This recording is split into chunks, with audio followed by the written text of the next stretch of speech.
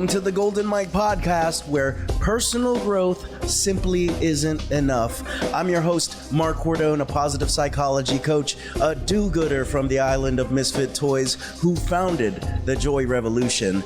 Each week I'll wrap with an extraordinary guest doing extraordinary things through their own revolutionary work to talk about the ups, downs, and all-arounds of life. It's my mission to provoke and empower you through increased joy and inspire you to spark your own revolution to change history for the better.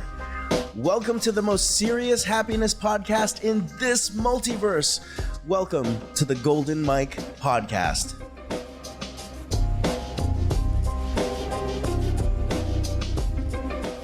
All right, what is shaking? Golden Mike podcast back with Mark Cordone and my boy, Andres Valencia. We met in Chicago. What was it for again? We were both, what was our titles? Volunteers? Volunteers, absolutely. Yes, yeah. We had no titles. We were volunteers at a coach training program. And I mean, like from the second I met you, man, I felt there was this great symbiosis. There was this great brotherhood. And it's been amazing to see you develop and to develop alongside of you, as I've seen you develop as both a coach and a human being. And I just want to get right into it on this. Is that cool? Can I make a comment about volunteers? Yes. So you say we had no titles. I have such appreciation for volunteers. Not just the thing that you and I did, in which you and I had a lot of fun, but all the volunteers in hospitals, food banks, stuff that is really serving other people now in times of needs. Also, when there's less need, but in other times, it's volunteers that have a tremendous role. So I think it is a title, volunteer. It's an important part. Okay, so you're shutting the show down within the first minute of us talking. I know, man. I think that's more than a volunteer. That's a servant leader that you're talking about, and go. I have an appreciation for them. We were volunteers. We turned on lights. No, we did more than that, and I think it shows in terms of the way that experience has impacted us, man. I'm keeping this as an open format because cool. I've known you for more than or just a couple years now, and I've grown with you. I've got some things that I want to talk to you about, and I also want to go into your story, man. Cool. You know, I want to go there. You know, Chilean parents. Right? You were born in the Netherlands. And for those of you who haven't heard my live show, why don't you take it from there, that childhood piece? So born in the Netherlands and take it from there. Yeah. Cool. Yeah. So I was born in the Netherlands. I was born in a loving household, mom, dad, siblings. And this small detail, my dad wasn't my biological father. My dad earned the title dad, and still to this day, he has earned that title.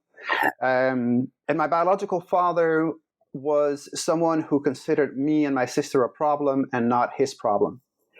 And in a way that shaped me into the man that I am today. Are your listeners okay if I share some traumatic experiences, or do you want to skip over that? I would say, you know what, this is us talking, man, you know, and if we need to edit it out, we'll edit it out. Okay, later. Cool. Yeah. So, let me, and I totally intended this to be on air, just asking for permission, but let me give a heads up. What I'm going to share next contains some traumatic experiences for a 2-year-old. And so my biological father, who considered me a problem and not his problem, I was 2 years old. There were visitation rights, and he tried to drown me in his bathtub. And what particularly led up to it, I don't know, but I do know that I have a memory of that situation, and I have a memory from above. So I see his hand, and I see this boy lifeless in the bathtub, and I never was able to explain that memory, but I do have that memory. I can tell you what color the tiles were and those type of details. I'm sharing this with, as a 41-year-old man today, now with an appreciation that I have. But trust me, that's not what happened throughout my entire life. The first 30 years of my life, I had this belief deep down inside of me that I wasn't worthy, that I shouldn't be there, because if my biological father didn't want me, then who in the world would want me? And there's this contrast, because I did grow up in a loving family. My parents love me to death. Probably a poor choice of words given what I shared about my biological father, but really there's a tremendous amount of love that I experienced growing up that I still experience today. And yet there is this belief nagging that I wasn't wanted. And those two are conflicting. They have been conflicting for a very long time in my life. I was approaching 30. I think I was 29 years old when actually my sister brought up the topic, and she said, "You know what? I'm really struggling. I sought help with a therapist, and she was experiencing a burnout at that time. And she said, what I came to realize is that I'm really struggling with this idea of not being wanted. And the other part is this conviction that there is a little monster living inside of me. And if I let go, if I give it full rein, then terrible things are going to happen." And that resonated with me, because that I had lived my entire life really not even one foot on the gas pedal, mostly one foot on the brake. Because if I let go, then terrible things would happen. That was my biggest fear. There was a monster living inside of me.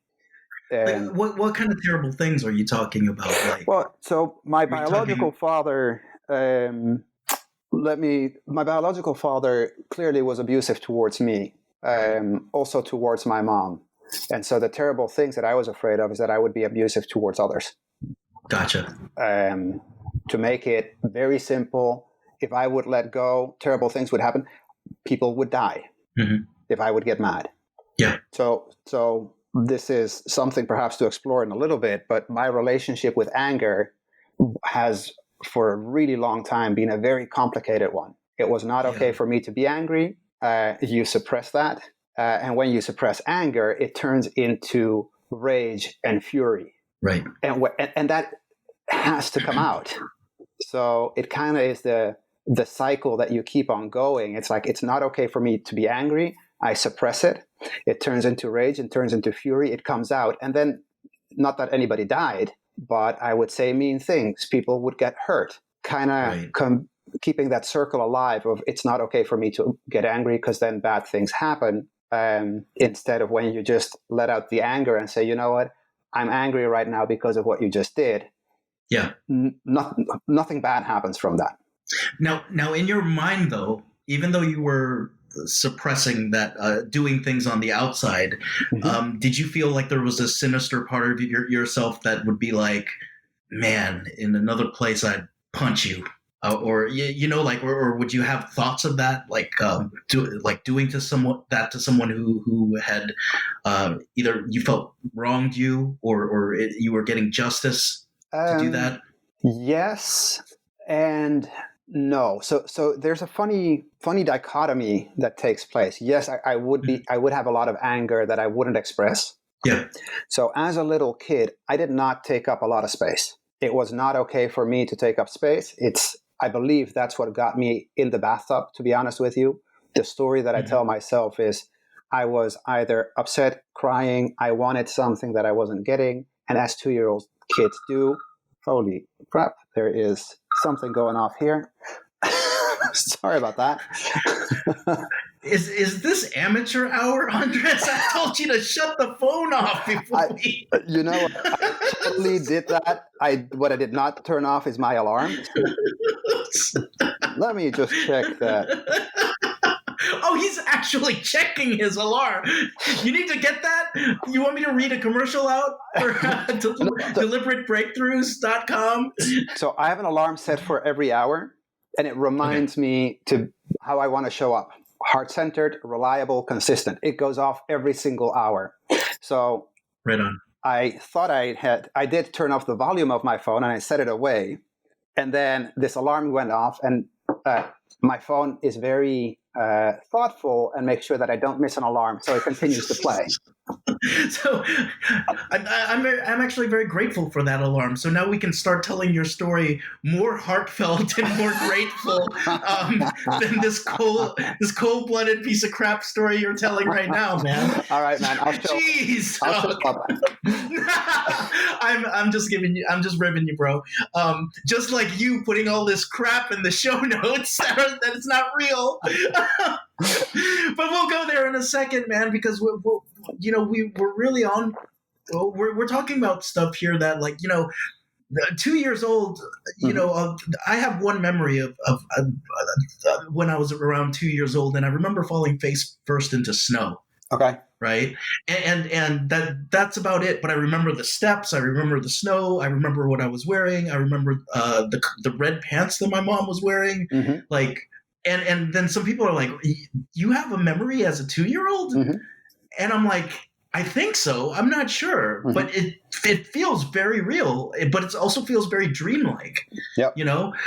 So for you, in terms of this 2-year-old memory that you formed, mm-hmm. and the way that you remember it now is almost like that you are having that out of body experience, yep. right?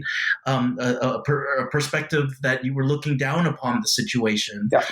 And I've heard that a lot of people experience that when they're going through a major life-changing trauma. Yeah. They exit their body and almost are looking down on the situation. Yeah. Now, with that memory, how was that replayed? Like, for example, was that replayed every day after the situation? Or was it something that, like, you weren't sure about if it was real or not for a few years, and then it became real to you, or someone told you, yeah, it was real, mm-hmm. at a very young age? So you bring up so many good points, right? It's mm-hmm. I've had this memory for as long as I can remember. Yeah. And it is something that I think I was like 7 years old when my parents told me the story. I was maybe 6 or 7 years old when my parents told me the story about my biological father, how he considered me a problem and those type of things. I remember at least that particular time that they told me. Maybe they told me sooner. I really don't know, but that one stands out. And I remember also at some point being told about the bathtub incident, because that's what triggered Child Protective Services to get involved. That's what triggered my parents to fight. And when I talk about my parents, it's my mom and my dad being the person who earned the title dad. Those are my parents still today. They decided to go to court and fight the, how do you call this, the arrangement that has been made, the visitation arrangements. Is that how you call it with children, or is that something from a jail? No, yeah. Yep, that's cool. That's it. All right. Yeah. I'm going to pull, English is not my first language here. But yeah, so that's what triggered the whole situation to escalate and my parents to fight that. So I knew about this bathtub incident since I was young. Yeah. The idea of having that mental image, is it real or not? I honestly can't tell you. I think it's real. Same like you're saying. I think it's real. And I am convinced that I know the right color of the tiles, which is green, which it's such a weird color. And that has been confirmed, right? Now, they're weird little details. Is it real or not? I don't know. I don't care as well. Yeah, exactly. Yeah, and now as you were growing up, now how much was this something that was replaying in your mind? Like, would it only show up would the memory only show up when you were like every now and then? Would it show up when you were in the shower? Good question. So the answer to your question is never. It never replayed in my mind. It never showed up. Interesting. In the memory. It showed up in my behavior, but not as a memory, if that makes sense. Yeah, so absolutely. The memory itself, occasionally through, like, I guess, I don't remember ever being brought back to, like, oh, something happened, I'm back in the bathtub. That never happened as far as I can recall. It's when I talk about it, I see that image, but if I don't talk about it, that image never comes back. Now, if when you were growing up and you had this idea that, oh, there's this monster in there, Mm-hmm. there's this thing inside me. Did you ever attribute it to things that had happened when you were younger? Did you ever say to yourself, I think I might be a little bit different, or was it just Yeah. was it just something you didn't share? So I knew I was different, and there's several Mm, reasons for that. One, both my parents were Chilean. I was one of three foreigners in a class of mostly Dutch kids. yeah. So that made me different. I had big glasses, and not the cool type that kids have today, but I just had a smaller version of my grandfather's glasses. Um, Okay.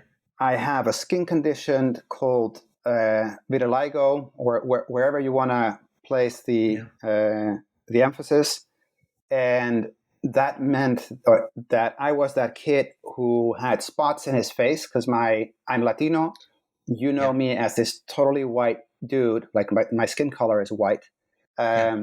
and yet I'm Latino. And as a young kid, I had a darker skin tone. And when I was about a year and a half old, that skin started, my words, consuming the pigmentation in my skin. So I grew Mhm. up with spots in my face, spots on my legs, everywhere. And when I was about 18 years old, I was completely white. But all those things contributed to me already being different. Yeah. And so I spoke a different language at home than most of my classmates, or than actually all of my classmates. But then there was this subconscious part of what I shared earlier, living my life with one foot on the brake, mostly, Yeah. not being able to share what I want, what I really desired, feeling that I didn't matter. And that showed up in how I showed up. So not showing up fully. Right. And Right. that was for the first 3 decades of my life, on and off, right? I don't remember elementary school being a particularly fun period of my life. The first few years of high school weren't that either. And then I started to have more fun. I started to connect with more friends. So age, let's say 14 to 20 was a lot more fun than the first 14 years of my life. Mm. So it wasn't all bad, but if I think back now, there's this kid that was holding back Yeah. hugely. Yeah. I can't fully relate to the trauma that you've Mm-hmm. gone through, and so I feel like I can explore it with you as you're my friend, and timers are going off and all this shit, and and also at the same time I feel that um, I feel that same rage growing up. You Mm. know, I definitely can relate to this feeling of sort of this monster inside me, right? And what I contributed it, what I contributed it to when I was younger and probably in my 20s and young adulthood was, well, I was Filipino, Mm-hmm. right? I was the only Filipino. I was the only this. I was the only that. And as I kept working through that, the more I kept realizing, well, those were more and more excuses that I was making. Mm. And I'm not saying that you're making excuses. Mm-hmm. I'm just speaking from an eyebrow. I just realized that like that kind of difference that I was feeling was a difference that it was both a part of this construct of race, but also this maybe more, for lack of a better term, like spiritual journey that I was going on Mm-hmm. to try to figure some shit out. Mm-hmm. And I do remember by the time that I was in college, it was full anger at anyone who was status quo. Um, I wouldn't date anyone who was white. I thought that I thought that I was being oppressed. I thought that it was Mm. important for us to be revolutionary from the standpoint of demonstrating our anger and our dissatisfaction with the way that Asian Americans were being treated. Mm-hmm. And all I was doing was perpetuating rage that was being untreated. Mm-hmm. And I was masking it with this leadership. Hey, look at me! Like here I am, this activist. Trying to do some good in the world. Mm. When really what I wanted to do was just make the people around me angry too. Mm. And it was really unprocessed, man. Mm-hmm. Like I feel like I went, like I'd go halfway into processing my anger, and then I'd go right back to where I was. Mm-hmm. Like, oh, here I am, victim, victim, victim, victim. Oh, I'm gonna come out, and the way that I come out of it is by being angry. Here I am as the angry leader. Oh, I go back to victim, victim, victim. It'll never change, Yeah. right? It's for you. Mm-hmm. What was it that was the moment where you might have seen that was a pattern that you were going through? And I'm not saying that you went through a pattern of being this victim to going into this level of anger, but was it that moment when your sister was like, I can't deal with this? So it sounds, and I don't know if I'm picking up on that correctly, that you had a lot of awareness of I'm feeling this anger and there is oppression that I'm fighting, and you were very conscious of maybe not necessarily the fact that you were angry, or maybe it is that you were angry, but you were very conscious of something happened in the past and I got a wrong to right. Yes. Yeah. It was justice. There was. It's almost like I felt like I had the privilege of having the sword that's on fire and smiting people for their wrongdoings. Yeah. It was very self-righteous, man. And I'm not saying that it's not. What I'm doing is not self-righteous. I think that every time I hit these moments of feeling like I'm edified, I'm like, okay, what is the hidden part here? What is the unaddressed part? What have I not felt fully? What may I be suppressing now? Yeah. But I don't know if it was. I become more and more aware. I would say, and so before it was very reactionary, and now it's like, I feel it coming. Yeah. You're not going to take over me, and then it will take over me, or it doesn't. Like this idea of choice has been so cool the past couple of years. Yeah. But for you, I mean, so I think I'm a total late bloomer. I think I didn't have the awareness that you're speaking of right now, and I didn't start this journey of self-development until probably my very late 20s. That really it was the awareness that I had after the conversation with my sister was also, I've been dating the same women over and over again, and it ends up always in the same way and not good. And the common denominator is... Was it like a bad breakup type of thing? Yep. Okay. Yeah. Okay. As well as giving my power away. So, okay. And I kept like, that's a cycle that, well, for the listeners, like this idea of not taking up space by giving my power away is another way of not taking up space. And so that's when that awareness hit me of like, oh man, I'm doing this over and over again. I can't blame anyone else but me, right? After the third or fourth time that you do the same thing with a different woman, but the same thing happens and I'm the common denominator, you got to look in the mirror and say, dude, what's up, right? What are you doing? And so that's the moment. I can actually imagine you doing that. Like the scene where you're like washing your face and you look in the mirror and you're like breathing with your shoulders and you're like, come on, man. Like, what the fuck? It's a very dramatic scene that you're painting for me. Yeah. All right. Who's acting me in that moment? Because I am. You are. I am. Me. Yes. Right. Yes. That's why it's completely overacted, and I'm totally overpaid for it. All right. So you're planting that seed for when this becomes a Hollywood movie. Got it. Absolutely. Yeah. Cool. But I mean, there was a moment where you were like, the common denominator is me. Denominator is me, and and I have to take accountability for it. And so you talked about, that was around your late 20s, and essentially, what were the action steps that you started doing when it came to self-development? So in that moment, so there's a few things that happened. I met my my now ex-wife, but so, and I was like, I do not want to do the same cycle with her again. Right. So I think that was probably a defining part of this as well.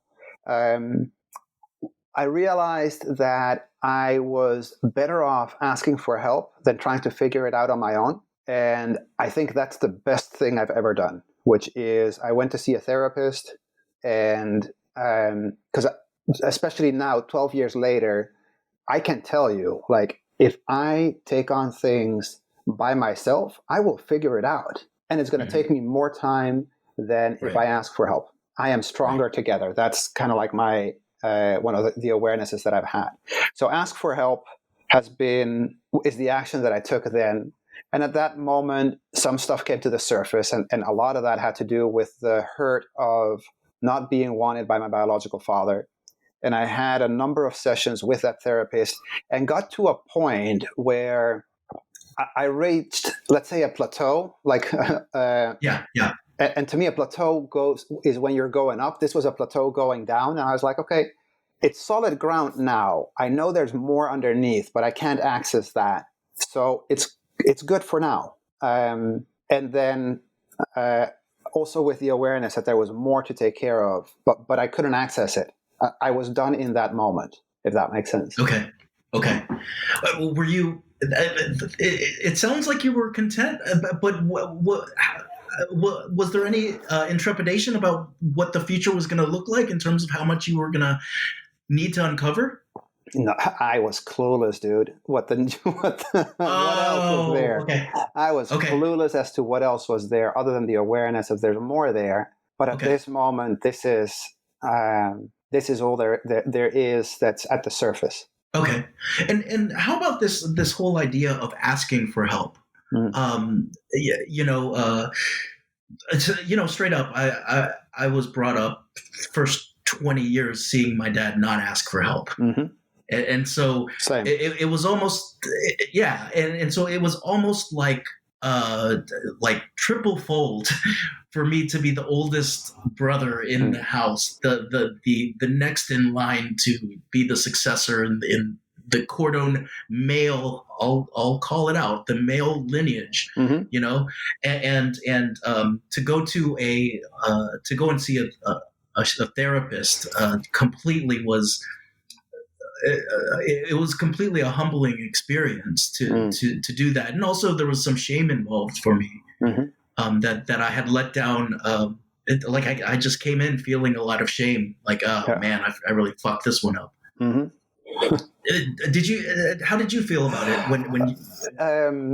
Yeah, man, all of it. Yeah, all of it. Okay. And now I'm here on this podcast, and I'll tell anyone who wants to hear about it, who might benefit from it, like, the best thing that I ever did was to ask for help. Hell yeah, there was shame involved, especially back then. This idea of walking into that office, which was a large office building, and the idea of, I hope no one sees me, right? There were probably 100 offices or 100 companies in that building, but the idea of, I hope no one sees me. Yeah. So definitely was there shame involved. Now I can talk about it in an easier way, or way easy. I'm very transparent, clearly, about this. Yeah. Back then, it was hard. Yeah. I not to deviate from your story too much, but I think that's part of this whole masculinity myth that males don't go and ask for help. Yep. And what I love about having this conversation with you is that is something that I'm not sure how that ever became something that was good for anyone to not ask for help. Yep. But I don't know how that became part of sort of the male American cultural norm. But I'm really glad that those are beginning to start toppling over now, because if that wasn't a part of the norm, I might have gone and sought help a little bit earlier. I don't know about you, but it was just, I knew that there was something different about me, and I wish that there was somebody that I could talk to. But I felt like if I couldn't talk to a priest, which always felt like shame and guilt, there was no one that I could talk to.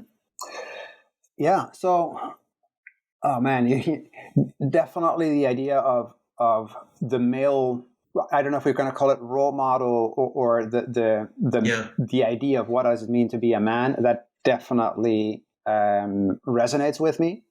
So on the one hand, I saw that in my dad for sure. And I think I benefited from the fact, so I'm the middle one. My sister, who's older, is a social worker. So she was very, and we share obviously that history. So her having gone through this experience before and saying, look, I really benefited from a therapist, made it more okay for me to go down that path, at least within my family, if that makes sense. Was she saying that as just a matter of fact, like, brother, like it was good. This was a good experience for me.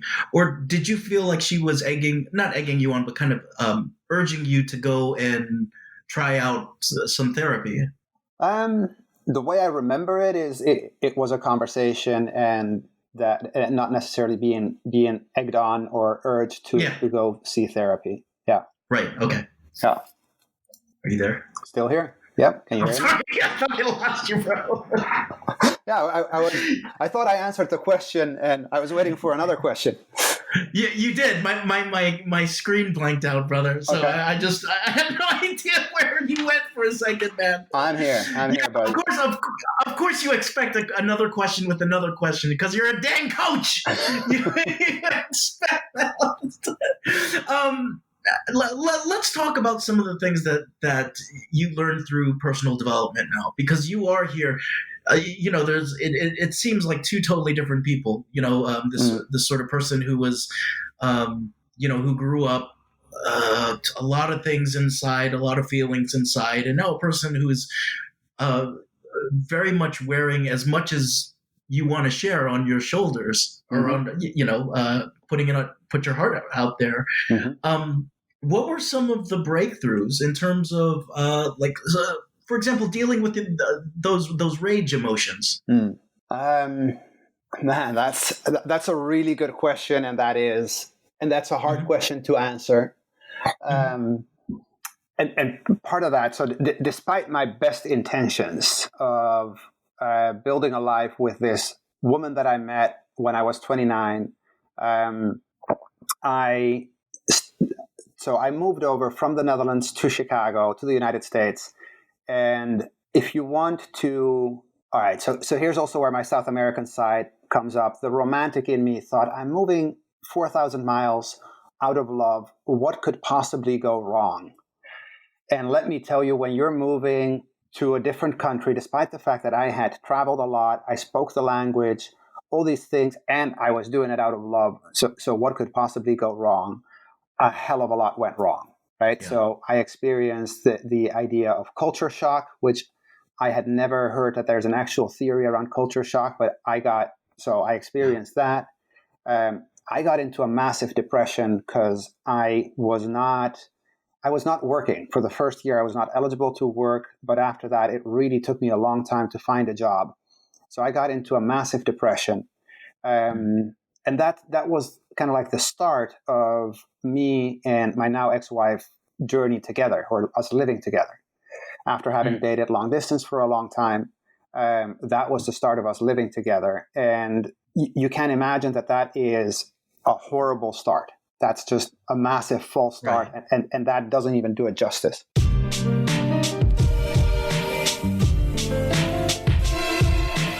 Hey, it's Mark. I hope you're digging the Golden Mike podcast. If you have or are just starting your own revolution fueled by joy, there's a site I created for you. If you, like me, believe that personal growth is simply not enough, if you, like me, are committed to changing history for the better in both micro and macro ways, check out joyrevolution.com. In there, you'll find an archive of our over 200 Golden Mike Live Facebook shows, and of course, our podcast that you're currently listening to. Check out the blogs highlighting how positive psychology and joy theory apply to your everyday life. There's even some cool clips from our Joy Revolution course geared towards influencers, speakers, writers, and change agents. It's all there. Go to joyrevolution.com. That's joyrevolution.com. Let's get back to the episode.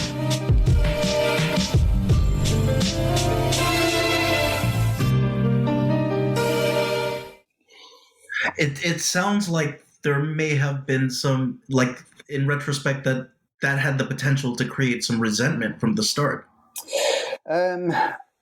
Yes. Okay. In a way, it didn't have to be that way, but yes, there certainly was some resentment, and on both sides, I would say. But I'm not here to speak for her. But yes, there was some resentment. Yeah.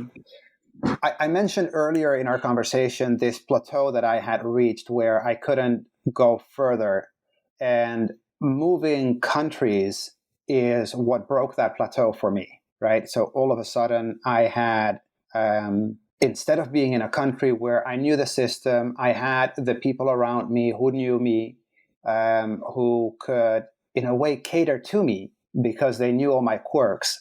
Obviously, my wife didn't know all my quirks. We weren't married right from the beginning, but and she sure as hell wasn't going to put up with it, and neither should she. This was my shit that I did not deal with. You're laughing. Tell me why you're laughing. Which, I mean, I'm dead serious about this, and I recognize that it's funny too. But tell me why you're laughing. I'm not laughing at you. Mm-hmm. I'm laughing more so at the fact that I have, I have changed locations because of love and business before, and then when you're talking about those little idiosyncrasies and little quirks that we start picking up on, and it's like, oh man, there's all this shit that she didn't see when we would not be on the phone, or like when we would be with each other for longer than a month at a time. So that's what I'm laughing about.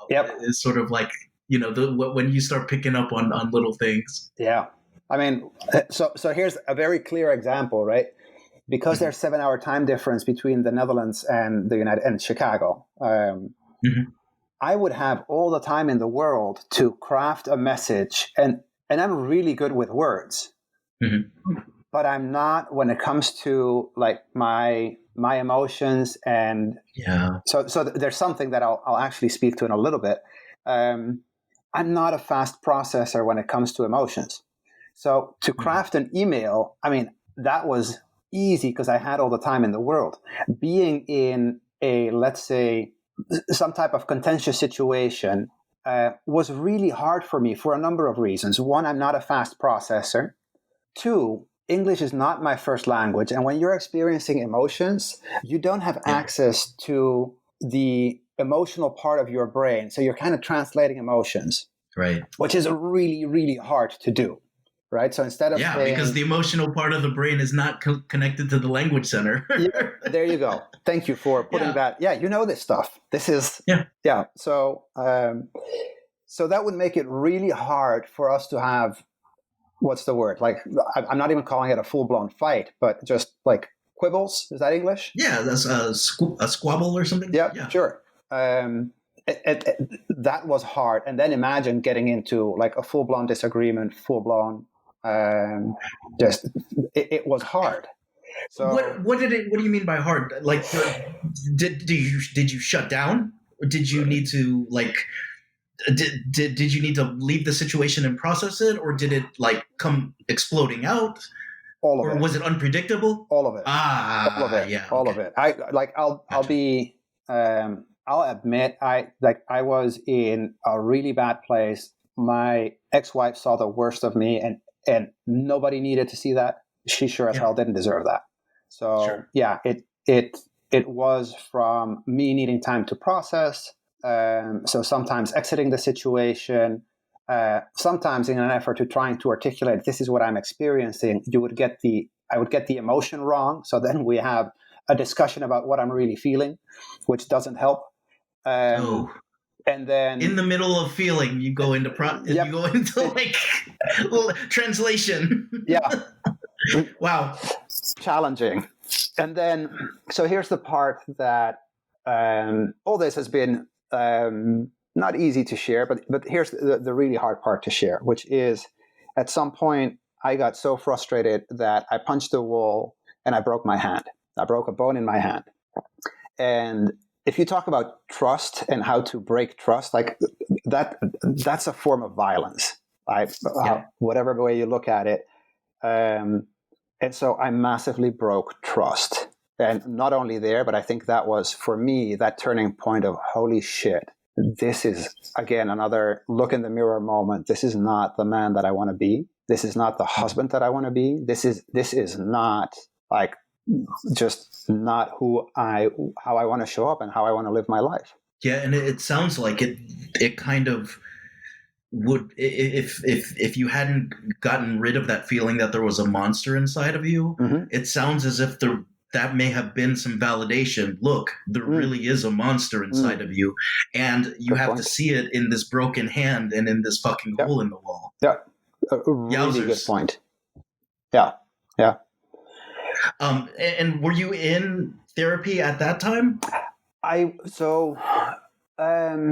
We were in couples counseling. I remember our couples counselor kind of suggesting softly that I was depressed, and I got so mad. Like, she was crazy and it was impossible. And because I had this idea that depressed people, you could see, they would all wear a black cloud above their heads, and they would walk hunch down. Yeah. So that's what depressed people were, and that wasn't me, because I walked straight. You didn't feel like you walked with a hidden black cloud? No, I did not feel that I did not see the massive black cloud that I was living in. Right, it wasn't even cloud above my head. I was standing, not even knee deep, like covered in this black cloud. Wow. Yeah. I can relate to that. It's you're so used to this feeling, you think it's the norm. You think this, hey, I'm normal today. Yep. And that sucks. Right. And it's not normal. Yeah. So I think that, like, breaking my hand was a crucial moment, because I think at that moment I was in therapy, also individual therapy. But that was the moment to say, "Oh shit! Like, this is real, and I have to really show up." Yeah. So that was that pivotal moment. Absolutely. What was it that you wanted out of that self-development process? Because here we have you. You've moved across the world. You punched a hole in a wall. You've just been told that you were depressed. Very almost like a knee-jerk reaction. Right, I'm not depressed, right, and you're engaging in the process of either healing wounds or wanting to see something better. What was your vision of going in, continuing the help-seeking process? Because I could definitely see people say, "I've gone to therapy. It didn't fucking work the first time." You know, it's such a good question, Mark. And I don't know if I have an answer to it, which you know me, that's rare for me not to have an answer. And it's rare for you to do that and then not have a question back for me and say, "That's your shadow self, Mark, talking." I was waiting for you to like have a hard question and you go, "Well, what does that mean to you, Mark?" Like, you fucker. I asked you the question. I feel that I'm pretty introspective. So I'll give you an answer right now, which is I wanted to feel like I was okay. Yeah. And the reason I'm perking up is because I couldn't put my finger around or I couldn't articulate what I wanted, but when I first went to therapy, what I could articulate was, I don't want this. I know I don't want this, and like whatever it takes, I just don't want this. Yeah, and I think for me it was so. Yeah, no, I think that's fair. I think Mhm. now, like years down the road. So yeah, I think that I had that clarity. Like this isn't it. Mhm. This is not who I want to be, and I don't know what is. Yeah. It's scary as hell because you're talking about letting go of a lot of things that you've believed to be true. They didn't all serve me. They served me up to a point. But Mhm. now it was like really finding out who am I on the inside, not from this not being loved, not being wanted, but who am I when I really show up? It was easy for me to have lived my life with one foot on the pedal, on the sorry, Sure. on the brake. Break. Yeah. Yeah. Well. And then to say, okay, what does it look like to let go of that? And then if you're going to accelerate, what does it look like to go inside and figure out what direction you want to go?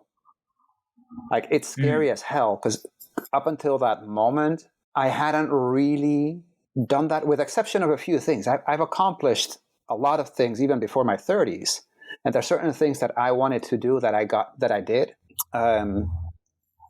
But so there's one particular part around relationships that was challenging. Showing up in relationships and being able to express myself, what I wanted, and having that clarity, that was incredibly hard. Yeah. Yeah.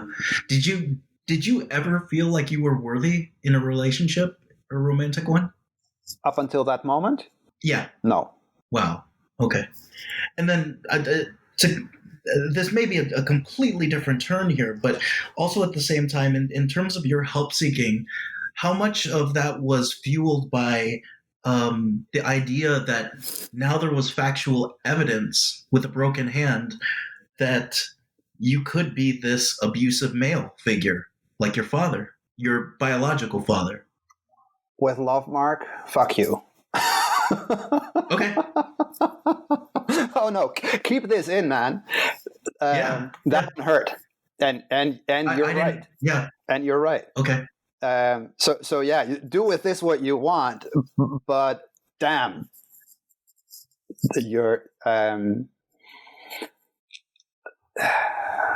yeah, no, that is spot on, and I have the tendency to want to just talk over it when at this moment my heart is hurting because you're right.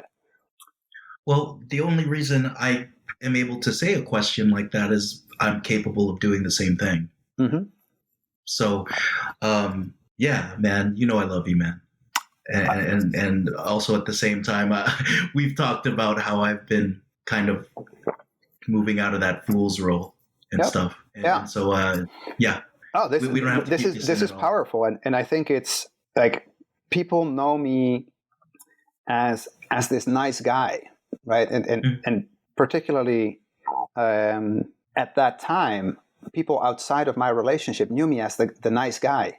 And when in my relationship, I think I was at least emotionally abusive, and that just sucks. And she did not deserve that. Mm-hmm. And yeah. Wow, man. Yeah. So, I mean, in terms of the fuck you, that's a nice way for me to deviate from the questioning route now.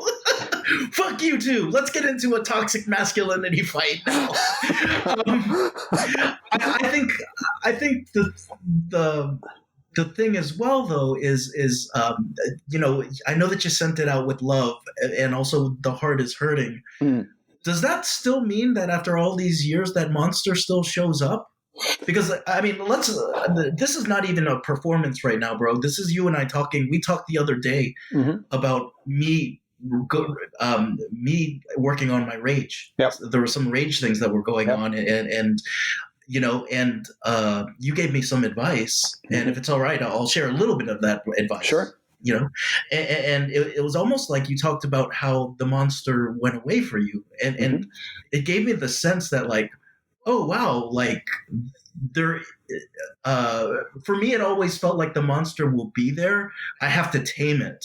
And it will still flare up, but once I have it tamed, it'll it'll be much more out of the driver's seat in my life. And I look at the tarot card. I don't know if we ever talked about this, but like there's a tarot card called Strength, and it's a person, I believe a woman, and then there's a lion, and the lion is almost smiling, and she's petting it. She's tamed this ferocious part of herself, which is something that I think all of us do, or at least you and I do. And so sort of with that, fuck you. I mean, is that there a little bit of monster in there still, or is that a different kind of response that you usually have?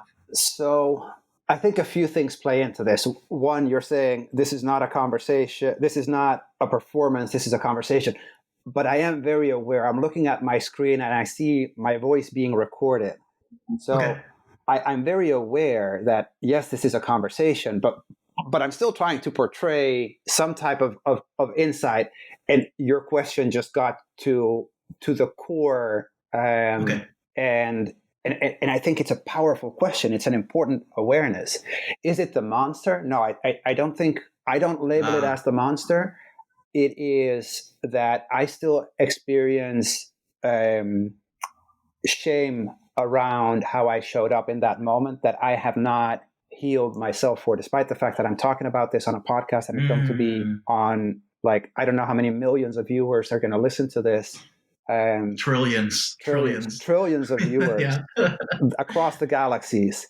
The multiverse, yes. Also, so there is the still that shame that I'm experiencing, and no, sure. it's not the monster, because I think I have come to terms that maybe it's two things. One, there isn't a monster, and I have come to terms that I have a shadow side, and I need that shadow side. And why do you need it? Say that again. Why do you need it? Because without the dark, there's no light.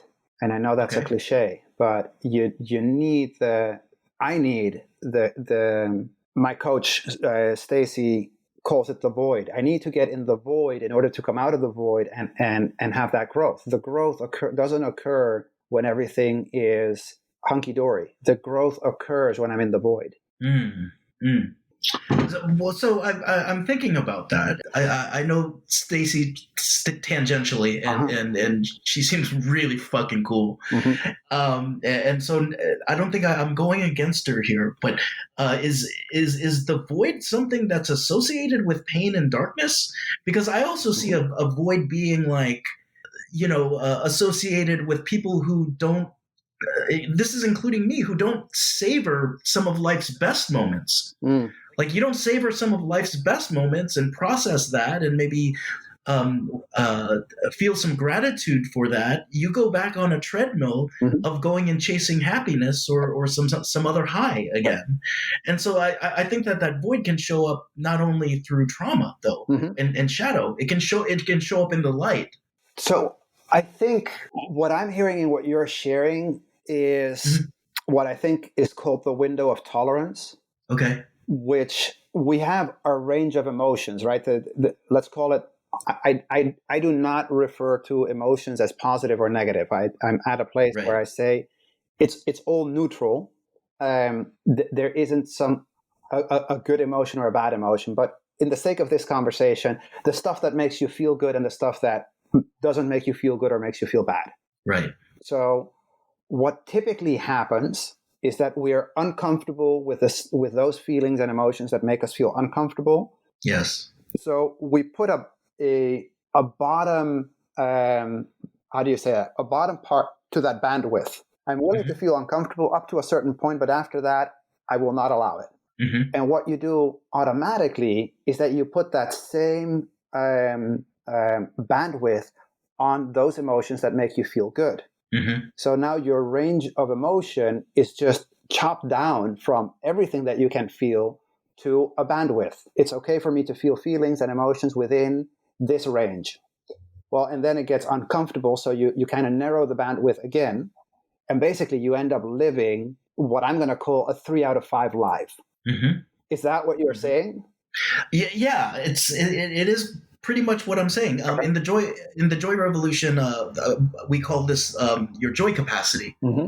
And this is your ability to, what you say, tolerate, or I wouldn't say tolerate, but I would say process, Mm-hmm. and fully process through completion the feels. Yep. And it's not necessarily joy meaning good things all the time. It's more so being in joy is being able to process what you can, the ups and the downs, right? And so I think that's exactly what I'm getting at there. And I think that it's really interesting because we've been talking about healing and growing, and it kind of dovetails back really nicely into living life deliberately. Yep. Like, what does that actually mean to live life deliberately? Because it sounds like that you weren't living life deliberately, and that's why you couldn't show up fully. True. I mean, it's no accident that my company is called Deliberate Breakthroughs. Right? It's very intentional. That would be pretty fucking amazing if it was an accident that it was called Deliberate Breakthroughs. So. Yeah, you know what? The website was still available, so I decided to pick that. I didn't care. That's all that was left in the trademark office. Yep. Deliberate and Breakthroughs. Yeah. Amazing. Yeah. No, I did a lot of work to get where I am today, right? Which is in a place where I feel my feelings. I'll feel my feelings all the way through to completion, and I'm not afraid of them anymore. Does that mean I enjoy it? I enjoy feeling sad? Heck no. But I know I need to go through that feeling, because if I suppress it, right? This is what I tell some of my clients is what you resist persists. So the moment you start suppressing I'm calling the emotion of sadness here. If I start suppressing that, then that sadness will turn into a mood, because what you resist persists. And that mood can be with me for the rest of the afternoon. It can be with me for the whole week, for a whole month, or for years. And I don't want that.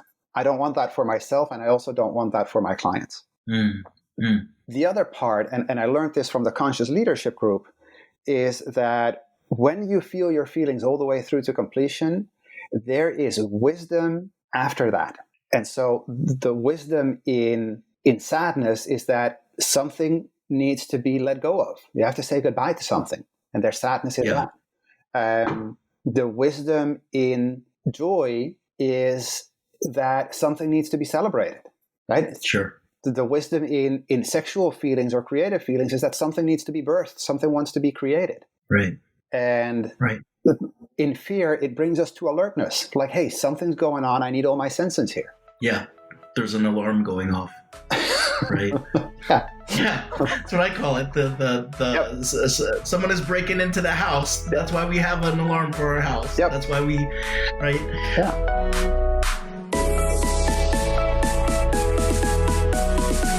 I hope you enjoyed the Golden Mike podcast. There's more good stuff coming your way. But until the next episode, let's stay in touch, yes? Find us on Instagram as The Joy Rev, or communicate with like-minded revolutionaries in our Facebook group. Search The Joy Revolution Underground.